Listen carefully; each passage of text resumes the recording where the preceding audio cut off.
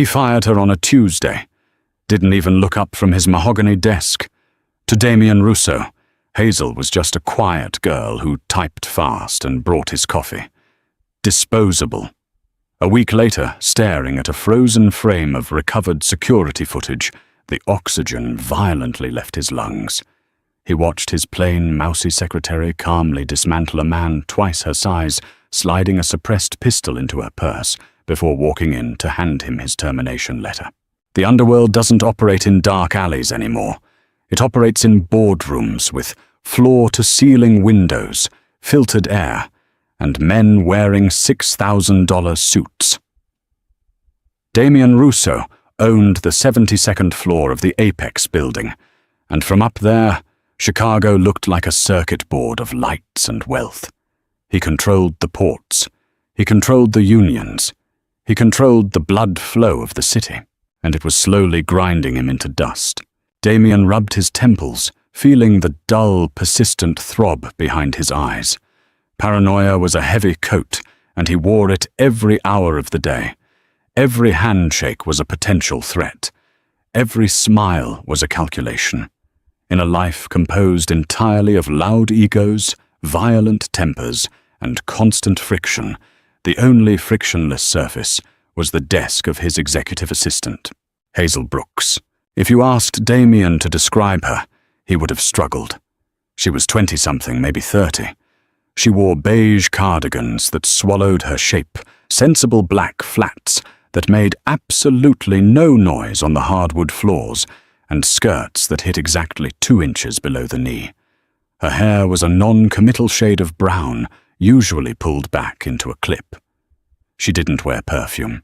She didn't wear makeup aside from perhaps a swipe of pale lip balm. She was a ghost who possessed a 200-word-per-minute typing speed and an uncanny ability to know exactly when he needed a glass of water, a double espresso, or an alibi. Damien liked her because he didn't have to think about her. In his world, women were either leverage liabilities or loud. Hazel was none of the above. She was a machine. You put a task into the slot, and perfectly formatted results came out. Until the Tuesday with Bastien. Bastien Locke was a problem. He ran the narcotics trade on the South Side, a younger, hungrier breed of criminal who didn't respect the old boundaries. Damien had summoned him to the Apex building to sign a territorial agreement. It was a show of dominance. Coming to Damien's office meant acknowledging Damien's throne. The atmosphere in the boardroom was thick enough to choke on. Bastien slouched in his leather chair, flanked by 2 men whose suits couldn't hide the bulk of their shoulder holsters. Damien sat at the head of the table, his own head of security, Garrett standing rigid by the door. "It's a simple arrangement, Bastien Damien," said his voice, a low, gravelly baritone that commanded the room. "You keep your product out of my shipping containers. I let you use my warehouses for storage at a 30% premium. Everyone makes money. Nobody bleeds." Bastien picked at his fingernails with a gold toothpick. 30% is steep, Rousseau. My guys are doing the heavy lifting. Your guys are using my infrastructure, Damien countered smoothly. The infrastructure I built while you were still stealing stereos out of Honda Civics. Bastien's jaw tightened. The insult landed perfectly. Damien pressed the advantage. He hit the intercom button embedded in the table. "Hazel, bring in the lock contracts. 3 copies. Silence. Damien frowned. He tapped the button again. "Hazel." Only the faint hiss of static replied. Bastien smirked, sitting up slightly. "Trouble with the help, Damien? If you can't even keep a secretary in line, how are you going to keep the South Side in checks?" A hot spike of irritation pierced Damien's skull. Hazel was never away from her desk. Never. She didn't take lunch breaks. She ate almonds out of a desk drawer. She didn't take bathroom breaks that lasted longer than 90 seconds. Her absence now in front of a rival he was trying to humiliate was a glaring crack in his armor. 5 minutes passed. The tension in the room morphed from aggressive to awkward. Damien's authority was hemorrhaging with every tick of the war clock. He was forced to make small talk, forced to pour Bastian a glass of scotch he didn't deserve, forced to pretend he wasn't seething. 22 minutes later, the heavy oak door clicked open. Hazel walked in. She carried 3 leather-bound folders. Damien's eyes locked onto her, cold and lethal. But if he expected an apology, he didn't get one. She didn't look flustered. She walked with her usual silent, measured pace. But as she approached the table, Damien's sharp eyes caught the details. Her beige cardigan was missing a button. Her chest was rising and falling, just a fraction faster than normal. And there was a faint, metallic smell clinging to her, a smell that completely overpowered her usual scent of nothingness. It smelled like copper, like burnt dust, like blood. "Apologies for the delay, Mr. Russo," she said. Her voice was flat, devoid of tremor. She distributed the folders. 1 to Bastian, 1 to his lawyer, 1 to Damien. Bastian chuckled, flipping his open. "Where were you, sweetheart? Getting a manicure." Hazel didn't look at him. She didn't even acknowledge he had spoken. She simply stepped back and folded her hands in front of her. "Will there be anything else, sir?" Damien glared at her. The humiliation was a sour taste in his mouth. "No, get out." She nodded once and slipped out the door. Bastian signed the contract, but the victory felt hollow. The dominance had been undercut by a 22-minute delay. When Bastian left, grinning like he had won something, Damien remained at the table. He stared at the signature on the paper. He didn't tolerate incompetence. In his line of work, a missed detail was a bullet in the dark. If his secretary couldn't be relied upon to deliver a piece of paper on time, she couldn't be relied upon at all. He stood up, adjusting his cuffs. The decision was made. Cold, calculated, final. The rain had started a hard, driving Chicago downpour that slashed against the floor-to-ceiling glass of Damien's private office. He stood by the window, watching the grey city blur beneath him, a glass of amber liquid held loosely in his right hand. The door clicked. Hazel entered. "You asked to see me, Mr. Russo." He didn't turn around immediately. He took a sip of his scotch, letting the burn slide down his throat. Then he pivoted. She stood in the center of the vast room, looking small. Her hands were clasped in front of her. The missing button on her cardigan was still a glaring flaw in her usually immaculate, if boring, presentation. 22 minutes, Hazel Damien said. His voice wasn't raised. It was a dangerous, quiet thing. "Yes, sir. Bastian Locker is a hyena. He looks for weakness. He looks for a limp. Today you gave him one. You made me look like a man who doesn't have a grip on his own outer office. I apologize, Mr. Russo. I was delayed. Delayed." Damien scoffed, walking slowly toward his desk. He leaned against the heavy wood, crossing his arms. "Did the printer jam? Did you drop your pen? What monumental crisis kept you from opening a door for 22 minutes? Hazel looked at him. Her eyes were a pale, washed-out hazelnut. For the first time in 3 years of employment, Damien actually looked at them. They were entirely empty. There was no fear, no panic, not even the usual nervous flutter of an employee facing the boss. "An unforeseen logistical issue, sir," she said evenly. Damien let out a short, harsh laugh. "A logistical issue? Right. Well, here's a logistical solution." He reached into his drawer and pulled out a thick white envelope. He tossed it onto the desk. It landed with a heavy, flat thud. 2-month severance. Cash. Clear your desk. Leave the badge. He expected tears. He expected a plea. Most people, when faced with the sudden, violent termination of their livelihood, especially a livelihood that paid as well as he did, broke down. They begged. They promised it would never happen again. Hazel Brooks did none of that. She looked at the envelope. Then she looked back up at Damien. "Understood, Mr. Russo." She stepped forward, picked up the envelope and turned around. She walked out of his office with the exact same measured, silent stride she had used to enter it. The door clicked shut behind her. Damien stood there in the silence. A strange, crawling sensation prickled at the back of his neck. An itch. A sudden, inexplicable drop in the room's atmospheric pressure. He shook it off, attributing it to the stress of the lock meeting, and went back to his window. Out in the bullpen, Hazel walked to her desk. She didn't look angry. She didn't look sad. She opened her bottom drawer and pulled out a single flattened cardboard box. She assembled it with quick, efficient folds. She placed a plain black coffee mug inside. A pair of spare reading glasses. A lint roller. She didn't have any photographs. No pictures of a boyfriend, a dog, a family vacation. Her desk was as barren as a hospital room. She opened the top drawer and took out her security badge. She stared at it for a fraction of a second, her thumb grazing the plastic edge.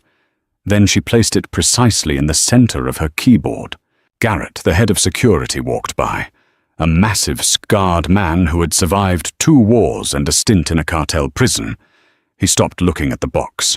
"You moving desks, Hazel?" he grunted. "No, Garrett," she replied softly. "I'm moving on." Garrett frowned, his thick brow furrowing. He looked toward Damien's closed door, then back at her. "He fired you. He terminated my employment, yes," Christ, Garrett muttered. "Over the delay with Bastian." Hazel picked up her box. "It was a pleasure working with you, Garrett. Make sure Mr. Russo drinks his chamomile tea on Thursdays. It helps with his blood pressure. And tell the night shift to keep a closer eye on the loading dock cameras. They've been drifting 3 degrees to the left every night at 2 a.m. Garrett stared at her, genuinely surprised. "How do you know about the camera drift?" Hazel gave him a small, polite smile that didn't reach her eyes. "I notice things." "Goodbye, Garrett." She walked out the glass double doors, stepping into the elevator. The doors slid shut, severing Hazel Brooks from the underworld she had silently inhabited for 3 years. By Thursday, the absence of Hazel Brooks was an open wound in the office. Damien had ordered HR to send up a replacement immediately. They sent a girl named Brittany. Brittany wore strong perfume that smelled like artificial peaches. She typed at 90 words a minute, and the clatter of her acrylic nails on the keyboard sounded like a hailstorm. She brought him his coffee, black, forgetting the splash of oat milk. She let calls through from numbers he didn't recognize. But it wasn't just the noise and the incompetence that bothered Damien. It was a deeper, more primal unease. When Hazel was there, the office felt impenetrable. The files were exactly where they needed to be. The schedule flowed with martial precision. Now things felt loose, exposed. Damien found himself staring at her empty desk through the glass walls of his office. He felt a nagging sense of having amputated a healthy limb. On Friday evening, after Brittany had practically sprinted out the door at 5 p.m., Damien walked out to Hazel's old desk. He didn't know what he was looking for. He ran a hand over the cold laminate surface. He pulled open the drawers. Empty, spotless. He pulled the bottom right drawer. It wouldn't budge. Locked. Damien frowned. Hazel had left her keys with HR. He walked back into his office, grabbed a heavy steel letter opener, and returned to the desk. With a brute force shove, he wedged the steel into the gap and cracked the lock mechanism. Wood splintered. The drawer slid open. Inside there were no stolen office supplies, no hidden snacks. There was a single black leather notebook. Damien picked it up. It was heavy, filled with high-quality grid paper. He flipped it open. The handwriting was tiny, precise, and entirely devoid of loops or flourishes. It looked like the code of a machine. October 12th, Bastian Locke's Lieutenant Mouse spotted at a diner 3 blocks from Apex. Meeting with unknown associate. October 14th, catering company for board meeting switched vendors at the last minute. New vendor is Silver Spoon. Registered owner has ties to the Genovese family. Flagged for review. Damien's breath hitched. He flipped a page.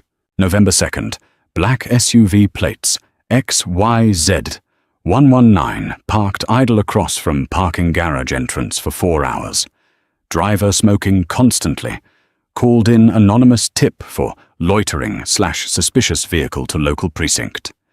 Car moved at 4:15 p.m. Damien remembered that day. He had been walking to his car at 4:20 p.m. He flipped page after page.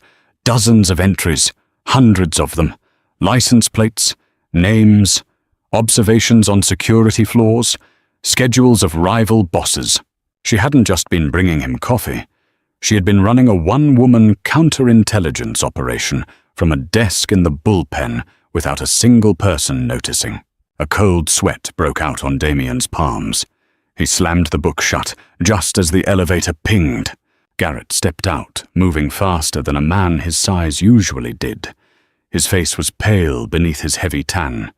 He was holding a secure tablet in his large hands. "Boss Garrett," said, his voice tight. "You need to come down to the security room. Right now." "What is it?" Damien snapped, his nerves already frayed by the notebook. "Is it Bastian?" "No," Garrett said, swallowing hard. "It's about Tuesday, the day you fired Hazel. Our tech guys were trying to fix the blind spots on the 71st floor service corridors. The data drive for camera 4 had corrupted, but they just managed to rebuild the file from the cloud backup. And Garrett said, looking physically sick, you need to see why Hazel was 22 minutes late. The security room in the basement of the Apex building was a sensory deprivation chamber compared to the glass tower above. It was dark, humming with the sound of cooling fans from the server racks, lit only by the bluish glow of a dozen high-definition monitors. Damien walked in the leather notebook, still gripped tightly in his hand. Garrett pulled out a rolling chair for him in front of the central console. The tech guy, a young kid with bags under his eyes, shrank back into his hoodie as Damien approached. "Play it," Damien ordered. The kid clicked his mouse. The center screen maximized a piece of grainy, gray-toned footage. The timestamp in the corner read, Tuesday 2:14 p.m. Exactly 8 minutes before Damien had hit the intercom for the contracts. The camera angle looked down an L-shaped intersection of a service corridor right outside the catering kitchen on the 71st floor. It was a desolate stretch, used only for moving garbage and supplies. On the screen, Hazel walked into the frame. She was carrying the 3 leather folders. Her stride was unbroken calm. She was heading toward the stairwell to bring them up to 72. Suddenly a man stepped out from the catering alcove, blocking her path. He was wearing a white chef's coat, but he was massive. 250 pounds of pure muscle with a thick neck and a bald head. Damien didn't recognize him, but he recognized the type. Eastern European muscle. A freelancer. A killer. Damien leaned closer to the monitor. The silence in the room was absolute. On the screen, the man reached into his coat and pulled out a suppressed pistol. He aimed it directly at Hazel's chest. The man spoke, there was no audio, but his lips moved in a sneer. He was demanding something. He gestured toward the stairwell leading up to Damien's office. He wanted her keycard. He wanted access. "Watch her hands," Garrett whispered roughly. Damien watched. Hazel didn't drop the folders. She didn't scream. She didn't put her hands up. She shifted her weight. In a movement so fast, the camera frame rate blurred it into a smear of beige. Hazel acted. She didn't retreat. She stepped into the gun. Her left hand shot out, not to grab the barrel, but to slam the web of her hand against the slide of the pistol, pushing it out of battery so it couldn't fire. Simultaneously, her right hand, still holding the heavy leather folders, cracked upward in a vicious, sweeping arc. The spine of the folders smashed into the man's throat. The assassin staggered back, his eyes bulging as his windpipe crushed. The gun dropped to the floor. Hazel didn't pause. She dropped the folders. She stepped forward, grabbed the lapels of his chef's coat, and executed a flawless, brutal leg sweep. The massive man crashed to the linoleum floor with a force that seemed to shake the silent camera. Before he could recover, Hazel was on him. She dropped her knee directly onto his sternum. Her right hand darted into the pocket of her sensible cardigan. She pulled out a small metallic cylinder. A syringe. She slammed it into the side of the man's thick neck, depressing the plunger with her thumb. The assassin thrashed for exactly 4 seconds. Then his eyes rolled back, and he went entirely limp. Damien couldn't breathe. His heart was hammering against his ribs like a trapped bird. On the screen, Hazel stood up. She smoothed her skirt. She bent down, picked up the suppressed pistol, checked the chamber with a practiced flick of her wrist, and slid it into her plain leather purse. Then she grabbed the man by the collar. With shocking leverage and strength, she dragged his 250-pound dead weight across the floor, hauling him into a janitorial closet and shutting the door. She walked back to where she had dropped the folders. She picked them up. She looked down at her cardigan, noticing the missing button that must have popped off during the grapple. She adjusted the fabric to hide it as best she could. She took a deep, centering breath, her chest rising and falling. Then she turned and walked toward the stairwell. The timestamp read 2:36 p.m. The screen went black. The basement server room felt like a tomb. Damien stared at his reflection in the dead monitor. He was a hitter boss. Garrett said, his voice breaking the heavy silence. Interpol read notice. Name is Kovic. Specializes in close-quarters assassinations. We found him in the closet 4 hours later, still comatose. We thought one of Bastion's guys got cold feet and drugged him to cover their tracks. We never looked at Hazel. Damien slowly looked down at his hands. He fired her. He fired a woman who had just engaged in hand-to-hand combat with a professional killer, neutralized him, hid the body, and still managed to deliver the contracts to his desk. He had yelled at her for a 22-minute delay, a delay spent saving his life. Why didn't she say anything? Damien rasped, his voice barely a whisper. Why didn't she tell me there was a hitman in the building? Garrett shook his head slowly. I don't know. But, boss, there's more. Damien snapped his head up. More. Garrett reached over the tech kid's shoulder and tapped the keyboard. A new video file loaded. When we saw this, I had the boys run a full retroactive audit on Hazel's movements, cross-referenced with every near miss we've had in the last year. Garrett paused, swallowing hard. You remember the brake failure on your SUV last November? Damien stiffened. It wasn't a brake failure. The line was cut. We just couldn't prove who did it or how they got into my private garage at my condo. Watch, Garrett said. The screen flickered to life. It was a feed from a traffic cam across the street from Damien's luxury high-rise. Timestamp November 14th, 3 a.m. A shadowy figure dressed entirely in black was working under Damien's armored SUV, which was parked just inside the open security gate. The figure was moving efficiently. Then from the left side of the screen, another figure approached. She was wearing a long, sensible raincoat and carrying an umbrella, though it wasn't raining. The figure under the car rolled out, startled, pulling a blade. The woman in the raincoat didn't flinch. She swung the umbrella. But she didn't hit him with it. She pressed a button on the handle. A flash of bright, blinding light, a strobe or a taser erupted from the tip. The man, blinded, stumbled back. The woman stepped in, delivering a sharp, precise strike to the man's knee. It snapped backward with a sickening, visible jolt. The man collapsed. The woman stood over him, said something that made him freeze in absolute terror, and then pointed down the street. The man scrambled away on his hands, and one good leg fleeing into the night. The woman turned toward the camera for a fraction of a second before popping the umbrella open to shield her face. But it was enough. The pale face, the sensible raincoat. Hazel Brooks. She knelt by the car, inspected the cut brake line, and then pulled a roll of industrial vulcanized tape from her pocket. She patched the line, bleeding the valve with a small wrench, securing it just enough so the car would survive the drive to the mechanic the next morning, masking the assassination attempt as a simple mechanical failure. She finished the job, stood up, dusted off her raincoat, and walked away into the dark.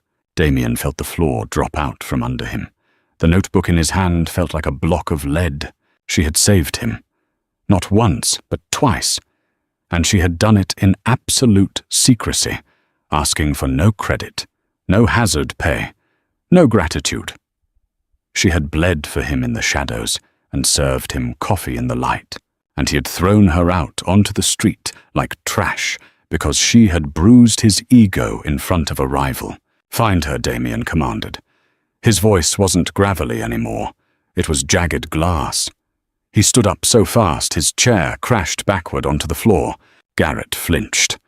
"Boss, we tried. When I saw the first video, I sent a team to her apartment on file. It's empty, stripped bare. Landlord says she broke the lease yesterday, paid in cash, left no forwarding address. I don't care if she moved to the moon." Garrett, Damien roared, the suppressed emotion of the last 20 minutes finally detonating. "Tear this city apart. Check the train stations, the airports, the bus terminals. Call in every favor we have with the feds. Hack the traffic grids. Find the invisible woman." He stormed out of the server room, the heavy metal door slamming shut behind him, leaving a ringing silence in his wake. Damien Russo, the untouchable king of Chicago, had just realized he wasn't standing on a throne. He was standing on the edge of a cliff, and he had just fired his only parachute. For 72 hours, Damien Russo did not sleep. His office, usually a sanctuary of controlled power, had transformed into a war room. The mahogany desk was buried under stacks of paper background checks, financial records, HR files. Garrett stood by the window, his massive frame tight with exhaustion, holding a phone to his ear. "Nothing," Garrett said, lowering the device. His voice was a rasp of frustration. Facial recognition at O'Hare Midway Union Station. Nothing. We pulled the security feeds from the streets around her apartment. She walked out the front door at 6 a.m. on Wednesday, carrying a single duffel bag, turned down an alley on 4th Street, and vanished. No car picked her up. She didn't take the L train.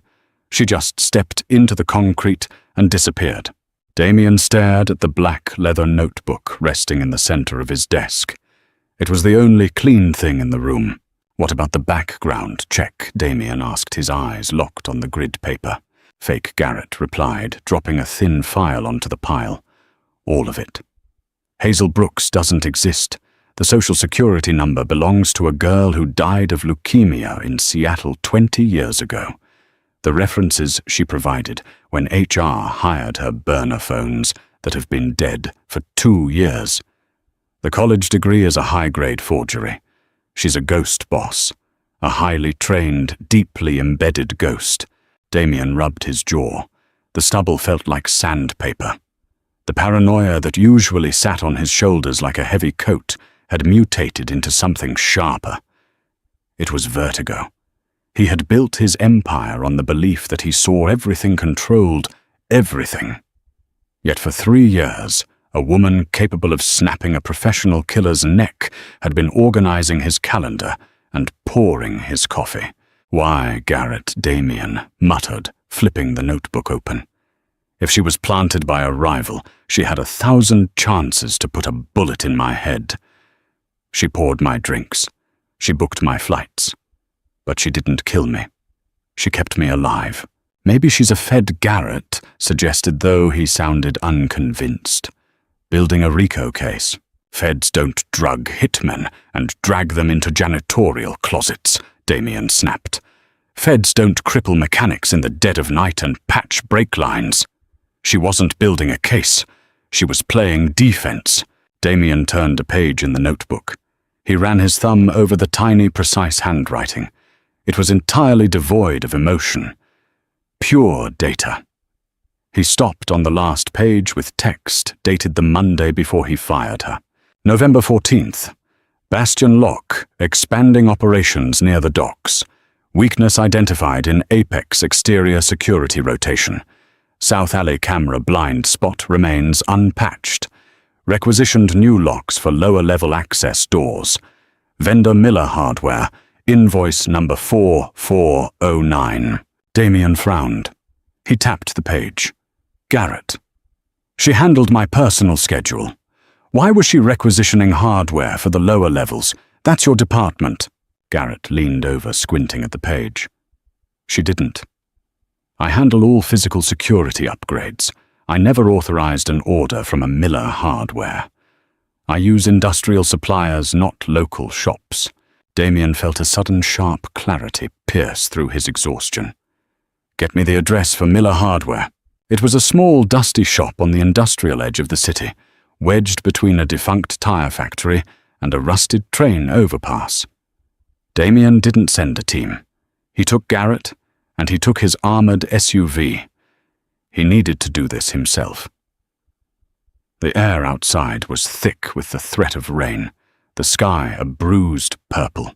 The bell above the hardware store door jingled pathetically as Damien walked in. The air smelled of motor oil and sawdust. An older man was behind the counter reading a newspaper. "Can I help you?" the man asked, looking up at Damien's $6,000 suit with deep suspicion. Damien placed a $100 bill on the glass counter. "I'm looking for an invoice. Number 4409, from earlier this week." The man looked at the money, then at Garrett's imposing bulk lingering by the door. He didn't argue. He typed slowly into a prehistoric computer terminal. "Yeah," the man said. "Order went out Tuesday morning.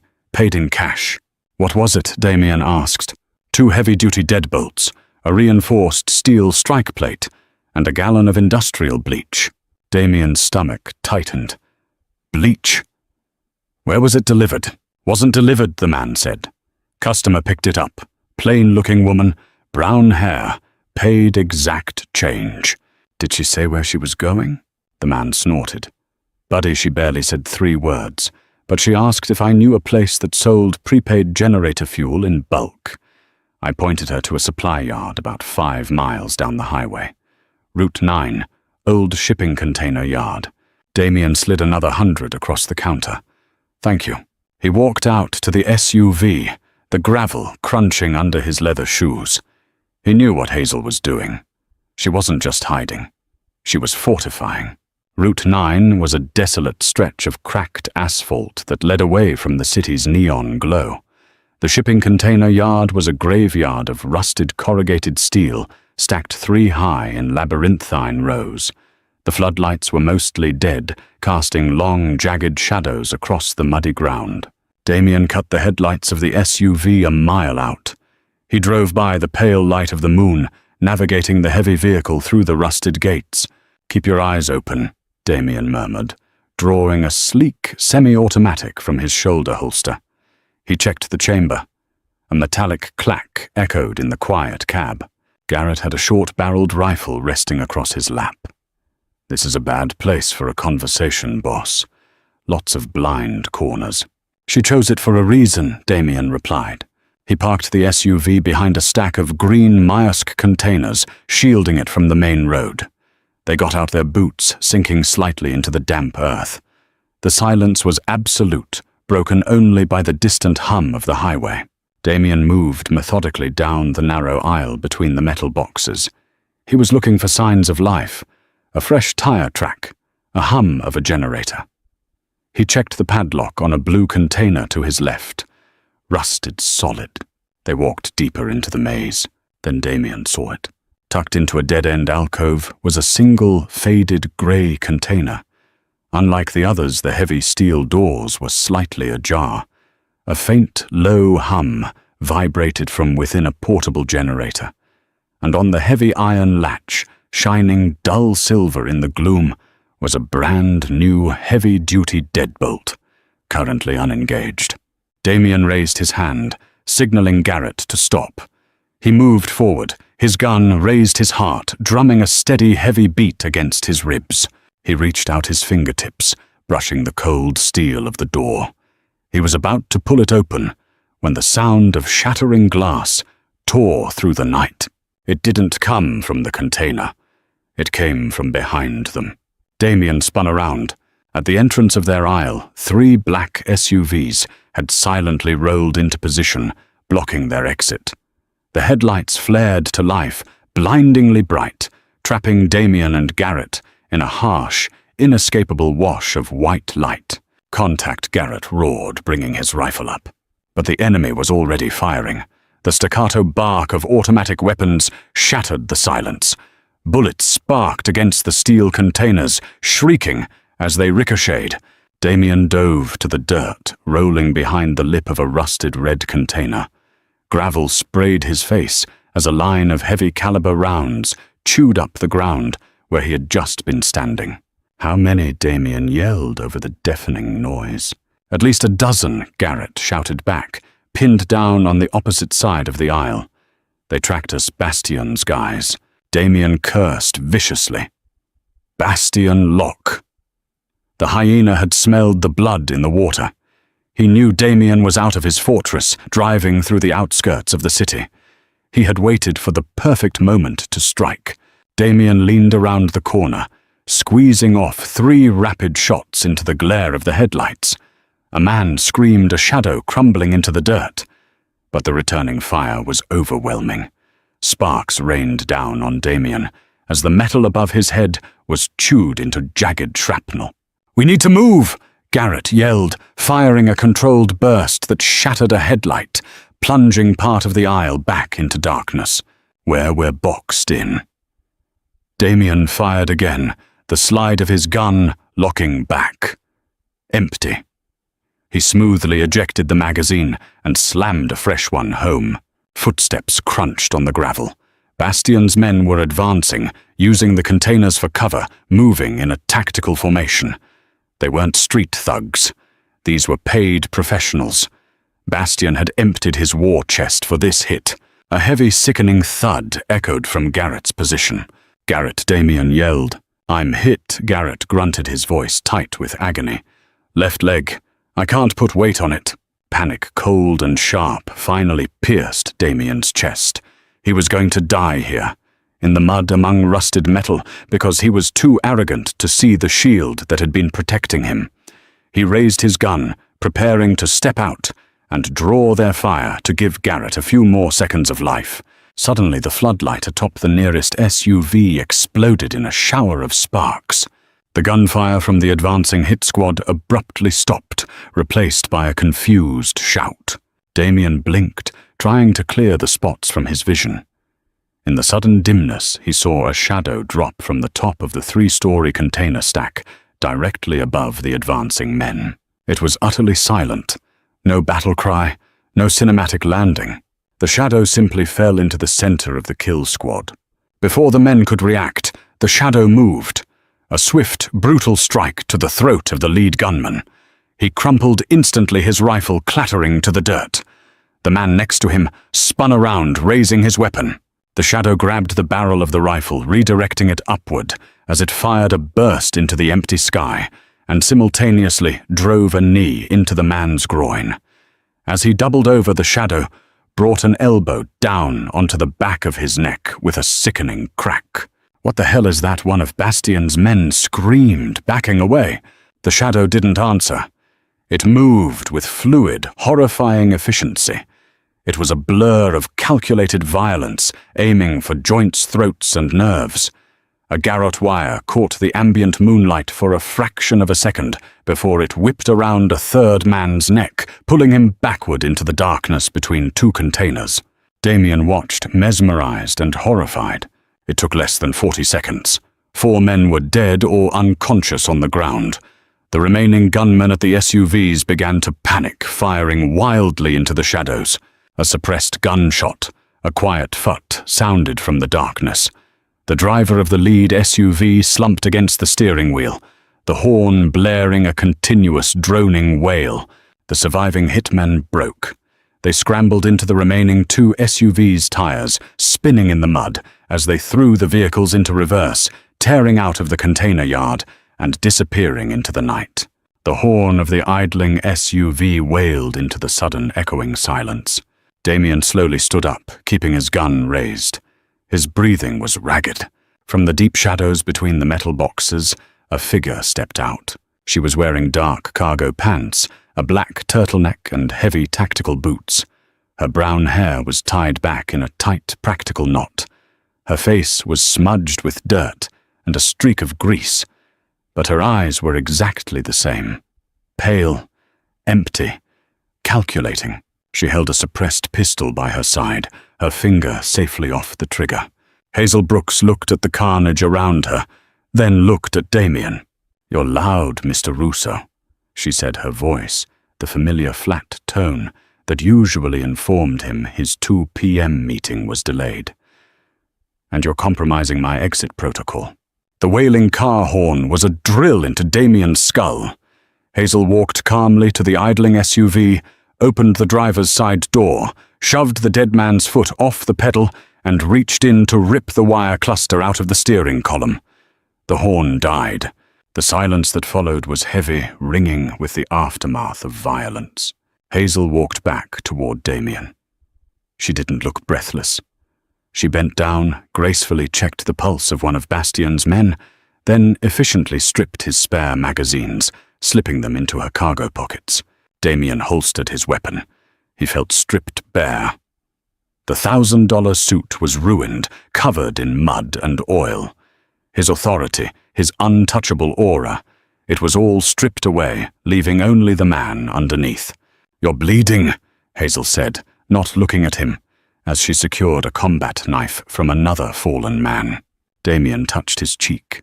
A piece of shrapnel had sliced a shallow cut across his cheekbone. He hadn't felt it. "Garrett's hit," he said, his voice grating in his throat. Hazel finally looked up. She walked quickly to where Garrett was leaning against the rusted metal, his hands clamped over a bloody hole in his thigh. "Move your hands, Garrett," she ordered. Garrett, a man who took orders from absolutely no one except Damien, obeyed instantly. Hazel knelt, pulled a tactical tourniquet from a small pouch on her belt, and cinched it high on his leg with brutal, practiced force. Garrett grunted, his jaw tight. "It's a clean, through and through," Hazel analyzed flatly. "Missed the artery. You'll live. But you need antibiotics and a stitch." She stood up, wiping blood from her hands onto her dark pants. She turned to face Damien. They stood 3 feet apart in the muddy aisle. The gap between them felt like an ocean. "How did you find me?" she asked. "The hardware store," Damien said. "The invoice in the notebook." Hazel's eyes flickered a microscopic break in her armor. A lapse in protocol. "I shouldn't have left it locked. I assumed you wouldn't break company property." "Company property," Damien repeated, a bitter, breathless laugh escaping him. "You killed a man with a binder in my hallway, Hazel. You crippled an assassin under my car. And you sat outside my office taking notes on my schedule. Who the hell are you?" "My name is Hazel Brooks," she said calmly. "Don't lie to me." "Not anymore." Damien stepped closer. He wasn't intimidating her, and he knew it. He just needed to see her eyes in the dim light. "Garrett ran your ghost file. You don't exist. So tell me, who sent you? Was it the Colombians, the commission who paid you to sit in a beige sweater for 3 years and keep me breathing?" Hazel looked at him for a long, silent moment. The cold wind whipped through the container yard, rattling the loose corrugated steel. "Nobody sent me, Mr. Russo." Damien frowned. "What does that mean?" "It means I am an independent contractor," Hazel said, her voice dropping a fraction of an octave, shedding the polite secretary persona completely. It sounded metallic, dangerous. "My previous employer was a private intelligence firm, high-risk asset protection. But I retired 4 years ago. Then why were you in my office?" Hazel sighed, a small, barely perceptible release of breath. "Because of your father." Damien froze.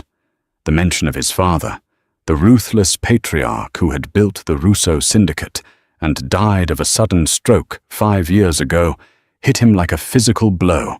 "My father, Antonio Russo, was not a good man," Hazel said plainly.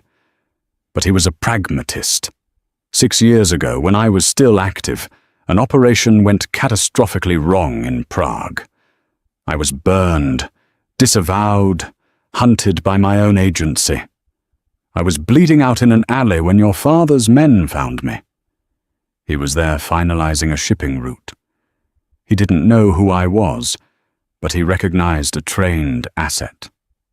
He smuggled me out of the country in a crate of imported engine parts. He paid for a private surgeon. He gave me a new identity. Damien stared at her. His father had never mentioned this. Never breathed a word of a rogue operative saved in Prague. He didn't ask for a life debt. Hazel continued, her eyes drifting toward the rusted skyline. He told me to disappear, to live a quiet life. I tried, I really did. She looked down at her hands, the knuckles bruised and split. But peace is loud. It didn't suit me. She looked back up at Damien. When your father died, I read the reports.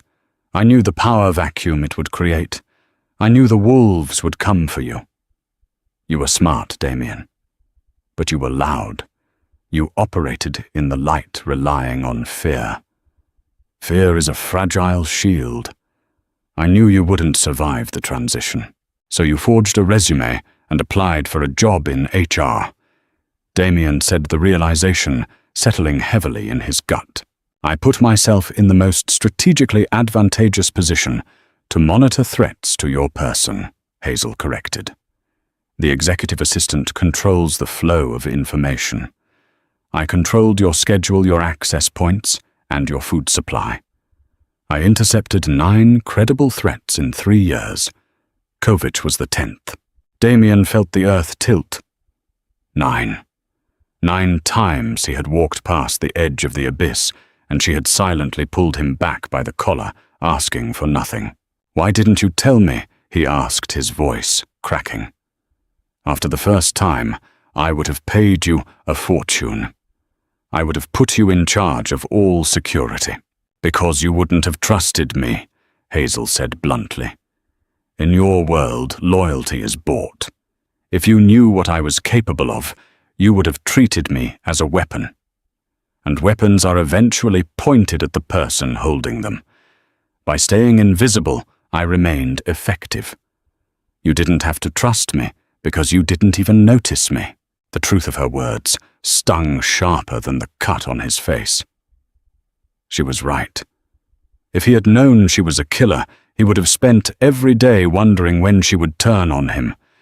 He had trusted her precisely because he thought she was weak. And then I fired you, Damien said softly. You terminated my employment, Hazel corrected again, which released me from my self-imposed obligation. The debt to your father was paid. I packed my desk. I was leaving the city tonight. Damien looked at the carnage around them. Bastion's dead men. Garrett bleeding on the ground. He looked at Hazel, the invisible woman who had held his empire together with binder clips and violence. He didn't want a weapon. He didn't want a secretary. He reached into his ruined suit jacket. His hand brushed past his empty holster. He pulled out the thick, white envelope. The severance pay. It was creased and slightly damp from the rain. He held it out to her. Hazel looked at the envelope. She didn't take it. I don't need your money, Mr. Russo. It's not money, Damien said. Hazel hesitated, then took the envelope. She tore the seal. Inside there was no cash. There was only the black leather notebook. Bastion Locke knows I'm bleeding, Damien said, his voice hardening, finding its gravelly edge once more. He's going to make a run at the Apex building by morning. I have 50 men who can shoot, but they shoot loud. I don't need loud right now, Hazel. He stepped closer, closing the distance between them. I need a ghost. Hazel looked down at the notebook in her hands. Her thumb traced the edge of the leather binding. Slowly she looked up, her pale eyes meeting his. For the first time in 3 years, the faintest ghost of a smile touched the corner of her mouth. Standard consulting fees apply, Mr. Russo, she said. And I don't fetch coffee anymore. Damien nodded slowly. Deal. Hazel drove the bullet-scarred SUV. She didn't grip the wheel with the white-knuckled panic of a civilian. Her hands rested lightly at 9, and 3, her posture relaxed, her eyes scanning the dark ribbon of the highway. Beside her, Damien sat in the passenger seat, loading fresh magazines from the tactical reserve in the glove box. In the back, Garrett was a massive groaning shadow, his leg elevated and tightly bound.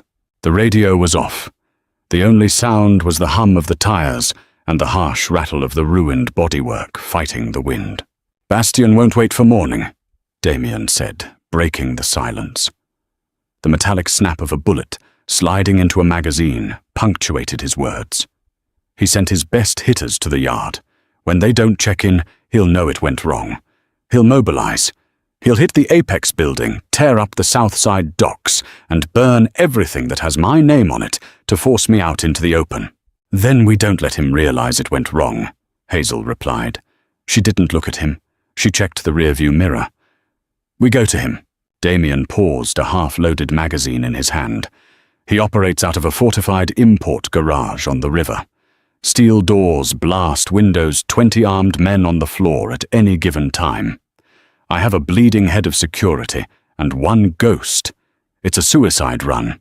It's a suicide run if you knock on the front door, Hazel corrected smoothly. She downshifted the SUV, growling, as she took an exit ramp that curved back toward the industrial belly of Chicago. Bastian's security is designed to repel a siege, a rival family rolling up in a motorcade. He relies on cameras, floodlights, and heavy-caliber weapons. He relies on his enemies being exactly like you. Loud Damien muttered the word, tasting like ash. Yes. Hazel turned the wheel sharply, navigating into a labyrinth of narrow, unlit service roads that ran parallel to the river. But a fortress is only as strong as its weakest seam. The import garage is a retrofitted meatpacking plant. Built in the 1920s, the ventilation shafts bypass the exterior steel doors entirely. They're narrow. A man with a rifle can't fit through them. Damien looked at her. Her beige cardigan was gone, abandoned somewhere in her apartment. In the dark tactical gear with the grease on her face and the cold calculation in her eyes, she was a stranger. And yet she was exactly the same woman who had organized his life with ruthless, silent efficiency for 3 years. She hadn't changed. He just finally had the eyes to see her. "You can fit," Damien said. "I can," she agreed. "I breach the ventilation. I drop into the main breaker room. I cut the hard lines and the backup generators. The building goes dark. Bastian's men are thugs, Mr. Russo. In the dark, thugs panic. They lose discipline. They shoot at shadows. And what do I do?" Hazel finally turned to look at him. The pale, washed-out hazelnut of her eyes caught the distant glow of the city skyline. "You become the shadow. You walk through the front door." Damien felt a slow, dangerous smile pull at the corner of his mouth. It wasn't the arrogant smile of a mob boss. It was the feral grin of a man who realized he wasn't trapped in a cage with a predator. He was hunting with one. They parked 2 blocks from the garage, hiding the battered SUV beneath the rusted arches of a train bridge. Garrett stayed behind a loaded shotgun, resting across his good leg. He didn't argue. He knew his limits, and he knew a liability when he saw one. 10 minutes, Hazel said, checking a heavy diver's watch on her wrist. "Give me 10 minutes to clear the duct and reach the breaker. When the lights go out, the magnetic locks on the front doors will disengage. That is your entry window. Do not advance until they are completely blind." "Understood," Damien said. He watched her step out into the freezing rain. Before she could vanish into the darkness, Damien grabbed her wrist. She stopped. Her muscles coiled instantly, a reflex born of violence. But she didn't pull away. She looked down at his hand, then up at his face. "Hazel!" His voice was low, stripped of all its boardroom command. "Don't die in the dark." She studied him for a second. The machine-like facade slipped just a millimeter, revealing the beating human heart beneath the armor.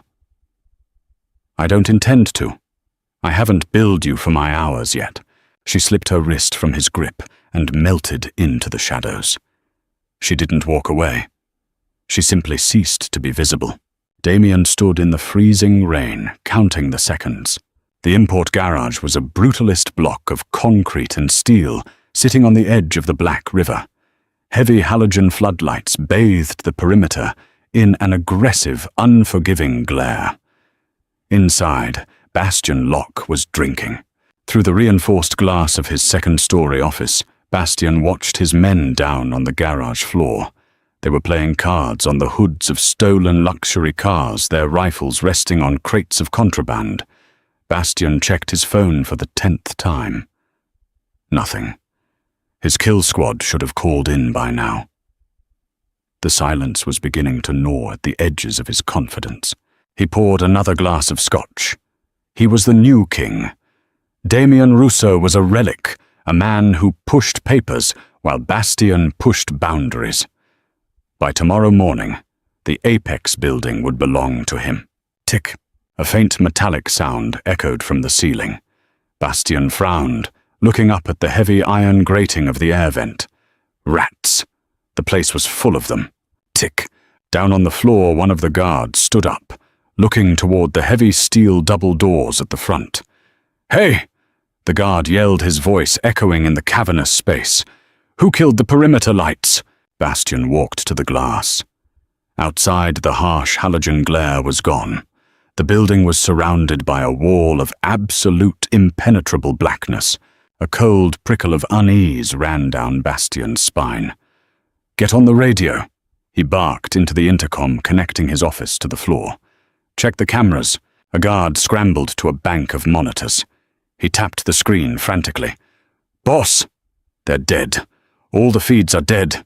Before Bastian could shout an order, a sound like a thunderclap echoed through the garage. It was the sound of the main breakers being violently severed. Every light in the building died simultaneously. The hum of the generators choked and sputtered into silence. The sudden darkness was absolute, heavy and suffocating. Panic erupted on the floor. Men shouted the sounds of chairs scraping and weapons being racked, filling the dark.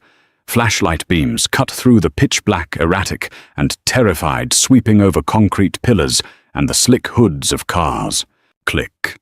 The heavy magnetic lock on the front rolling door disengaged. The chain rattled. The door began to slowly, agonizingly roll upward, pushed by an unseen hand. A guard screamed, "Cover the door!"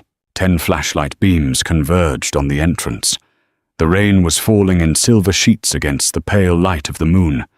And standing in the threshold, framed by the storm, was Damien Russo. He wasn't wearing a pristine suit. He was covered in mud and blood. He held a high-capacity pistol in his right hand.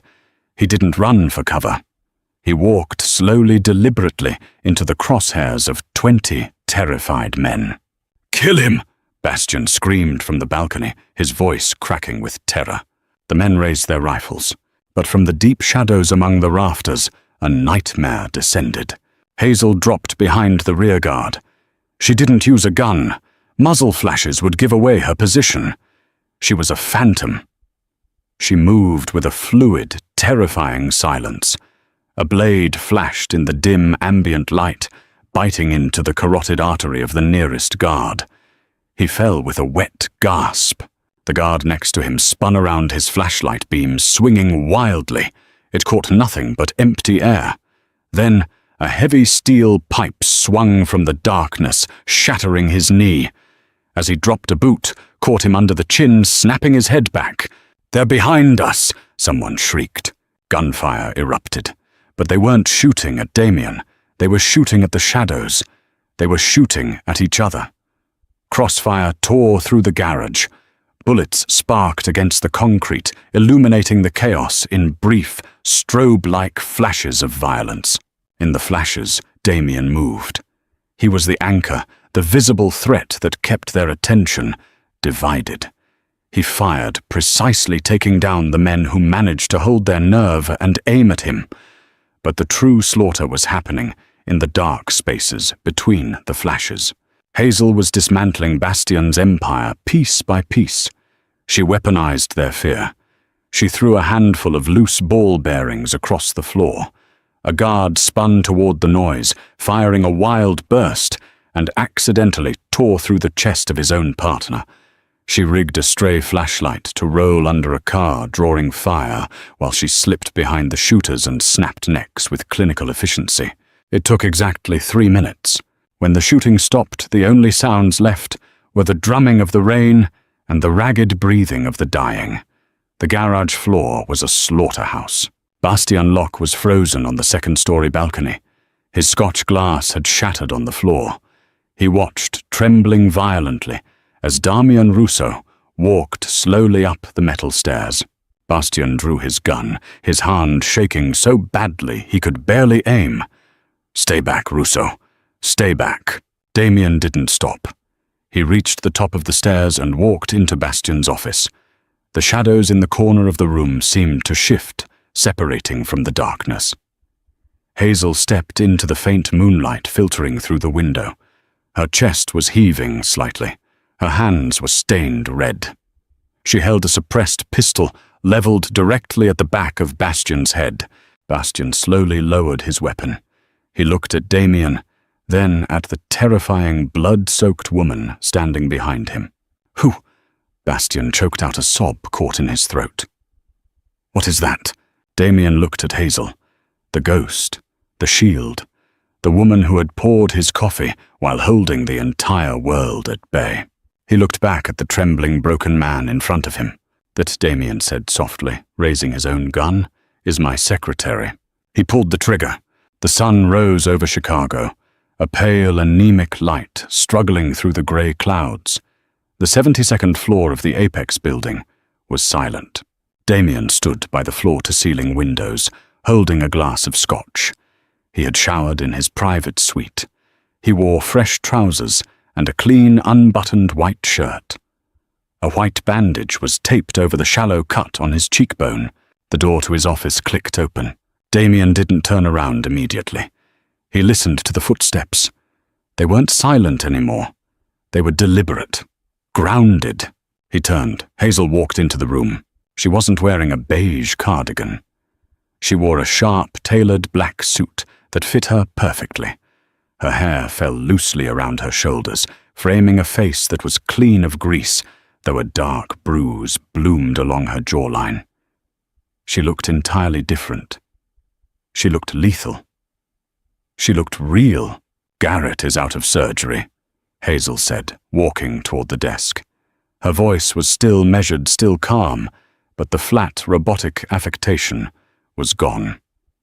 There was a current of warmth beneath it, a current of humanity. "The doctors say he'll keep the leg. He's asking for you." "I'll see him this afternoon," Damian said. He walked over to his heavy mahogany desk. He didn't sit behind it. He leaned against the front of it, crossing his arms. He watched her. Hazel stood in the center of the room. She looked at the empty spot in the bullpen beyond the glass walls. Her old desk. "Bastien's lieutenants are scrambling," Damian said quietly. "With him gone, the south side is fractured. They're terrified. The rumors are already spreading. They're saying I wiped out 20 men alone in the dark." "A useful narrative," Hazel noted. "Fear is a fragile shield, but it is a shield nonetheless. It will buy you time to restructure your security protocols." "My security protocols," Damian repeated. He set his scotch glass down on the wood. "I reviewed your file. The real one. The one Garrett couldn't find, but the one you left on my desk this morning." Hazel met his eyes. She didn't flinch. And, Damian said, pushing off the desk and taking a slow step toward her, "You are overqualified for an administrative position, Miss Brooks." A faint, genuine smile touched her lips. It changed her entire face, softening the harsh edges of her survival instincts. "I type 200 words a minute, Mr. Rousseau. I am highly efficient." "You are." Damian stopped a foot away from her. The air between them was crackling thick with a shared history, written in secrets and blood. He looked at the bruise on her jaw. Gently, deliberately, he reached out. His knuckles brushed lightly against her uninjured cheek. Hazel didn't pull back. Her eyes fluttered shut for a fraction of a second, leaning a microscopic inch into his touch. It was an admission of vulnerability from a woman who had spent her entire life fortifying herself against it.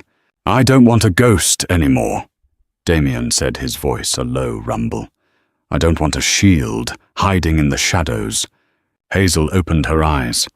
They were bright, reflecting the morning light. "What do you want, Damien?" It was the first time she had used his first name. It hit him harder than any physical blow ever could. "I want a partner," Damien said, his gaze locked entirely on hers. "I want the woman who patched my breaks and crippled my enemies to sit at the table with me. Not behind a desk, beside me." Hazel looked at him for a long, quiet moment.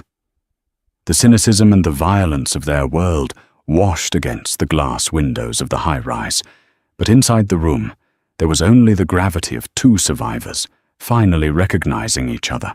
She reached up her hand gently, wrapping around his wrist, her thumb resting over his racing pulse. "Partners share the risks," Hazel whispered softly, "and they share the rewards." "I know," Damien said, stepping into her space, the distance between them entirely gone. "I'm willing to sign the contract." Hazel smiled, a real devastating thing. "I'll draft the paperwork." Damien's empire almost fell, because he couldn't see the quiet strength right in front of him, but Hazel proved that the deadliest forces are often the ones you never hear coming. From invisible secretary to the undisputed queen of the Chicago underworld, their dynamic has shifted from a one-sided contract into a lethal, unbreakable partnership forged in blood and trust. If you loved the silent tension, the tactical takedowns, and the slow-burn romance between Damien and Hazel, hit that like button and share this video with your friends. Don't forget to subscribe to the channel so you never miss another dark, high-stakes story.